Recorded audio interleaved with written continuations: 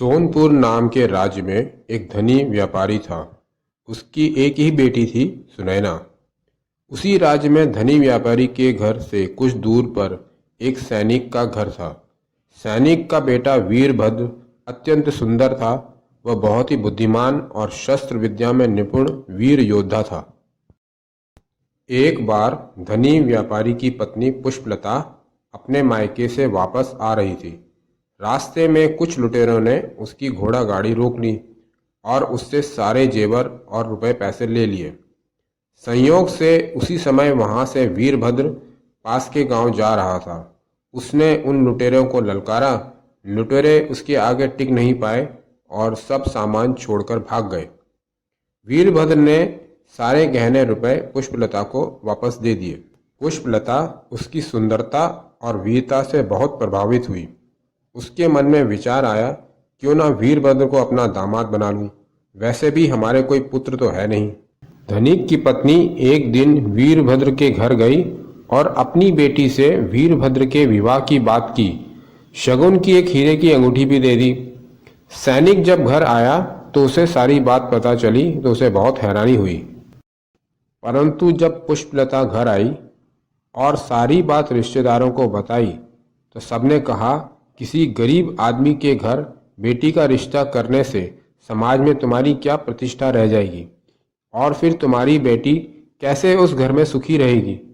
पुष्पलता को लगा कि उससे भारी गलती हो गई है। वह वापस सैनिक के घर गई और रिश्ता तोड़कर अंगूठी वापस ले आई। वीरभद्र को अपना बहुत अपमान लगा। उसने तय कर लिया कि वो अब यहाँ नहीं रहेगा, किसी दूसरी जगह जाकर कोई नौकरी करेगा। वीरभद्र पड़ोस के राज्य की ओर चल दिया। इधर सुनैना ने जब से वीरभद्र को देखा था उसे मन ही मन अपने वर के रूप में मान लिया था। सुनैना भगवान से प्रार्थना करने लगी कि उसका विवाह वीरभद्र से ही हो। वीरभद्र पड़ोसी राज्य विशालगढ़ में पहुंच जाता है। विशालगढ़ का राजा बुद्धिमान और योग्य व्यक्तियों को बहुत सम्मान देता था। अक्सर वह बुद्धिमानी की परीक्षा की प्रतियोगिता रखता था और परीक्षा में उत्तीर्ण होने वालों को वह पुरस्कार भी देता था। वीरभद्र को जब प्रतियोगिता के बारे में पता चला तो वह भी वहां पहुंच गया। प्रतियोगिता में एक प्रश्न था कि जंगल के मध्य एक गुफा में एक जादुई तलवार और एक कवच रखा है। जिस किसी के पास भी वो तलवार और कवच होगा उसे युद्ध में कभी कोई हरा नहीं पाएगा। जो भी प्रतियोगी उस तलवार और कवच को लाएगा उसे पुरस्कार दिया जाएगा।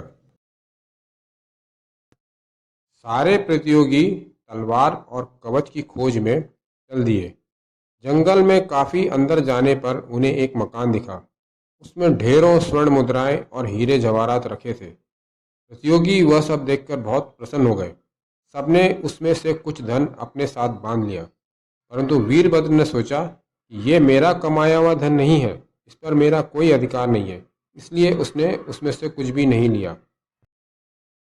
वे लोग जब आगे बढ़े तो उन्हें काफी दूर जाने पर एक सुंदर सी जगह दिखी। वहां स्वच्छ जल का सरोवर था। सुंदर सुंदर फूल खिले हुए थे। वहां पर सुंदर अप्सरा जैसी स्त्रियां वाद्य यंत्र बजा रही थीं, कुछ नृत्य कर रही थीं। उन स्त्रियों ने प्रतियोगियों को अपने साथ नृत्य करने और सोमरस का पान करने का आमंत्रण दिया।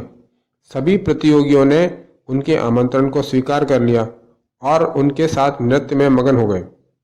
वीरभद्र एक तरफ ही खड़ा रहा। उसने सोचा कि मेरा लक्ष्य तलवार और कवच है, और फिर किसी स्त्री जिससे उसका विवाह नहीं हुआ उसके साथ नृत्य करना उचित नहीं है। वह आगे बढ़ गया। आगे जाने पर उसे एक बूढ़ा आदमी बीमारी की अवस्था में मिला। वीरभद्र उसको देखकर रुक गया। उसने पूछा कि आप कौन हैं? उस व्यक्ति ने कहा, मैं एक लकड़हारा हूँ, लकड़ी काटने आया था। बीमारी की वजह से मैं यहाँ गिर गया। मेरा घर पास में ही है, कृपया मुझे वहाँ पहुँचा दें। इतने में बाकी प्रतियोगी भी वहाँ पहुँच गए। वीरभद्र उनसे बोला, हमें इस व्यक्ति की मदद करनी चाहिए। सब बोले, अगर हम इसकी मदद करने रुकेंगे तो हमारा समय नष्ट होगा। हमें जल्दी से जल्दी उस तलवार और कवच को खोजना है। और वे लोग आगे बढ़ गए। वीरभद्र अकेला ही उस व्यक्ति को लेकर चला और उसे उसके घर पहुंचाया। उसके बाद वो भी आगे बढ़ा। जंगल के मध्य पहुंचने पर सबने अपनी अपनी तरह से गुफा खोजने का प्रयत्न शुरू किया, परंतु उन्हें ऐसी कोई गुफा मिली ही नहीं। बहुत प्रयत्न करने के बाद सब लोग वापस आ गए। वापस आने पर उन्होंने कहा, महाराज, वहां तो कोई ऐसी गुफा है और तलवार और कवच है ही नहीं। राजा मुस्कुराए और बोले, कल इस प्रतियोगिता का परिणाम घोषित किया जाएगा। सभी हैरान थे, जब तलवार और कवच मिला ही नहीं तो परिणाम कैसा। दूसरे दिन सब दरबार में पहुंचे। राजा बोले, जो योद्धा केवल अपने लक्ष्य पर ध्यान रखता है, दूसरे के धन का लालच नहीं करता, पराई स्त्री के आकर्षण में नहीं फंसता और जिसके हृदय में मानवता की भावना हो, ऐसे योद्धा को किसी जादुई तलवार और कवच की आवश्यकता नहीं होती। ऐसे योद्धा को युद्ध में हराना इतना आसान नहीं होता। इस प्रतियोगिता में ये सभी गुण वीरभद्र में दिखे हैं, इसलिए इस प्रतियोगिता का विजेता वीरभद्र है। वीरभद्र को सहसेनापति नियुक्त किया जाता है।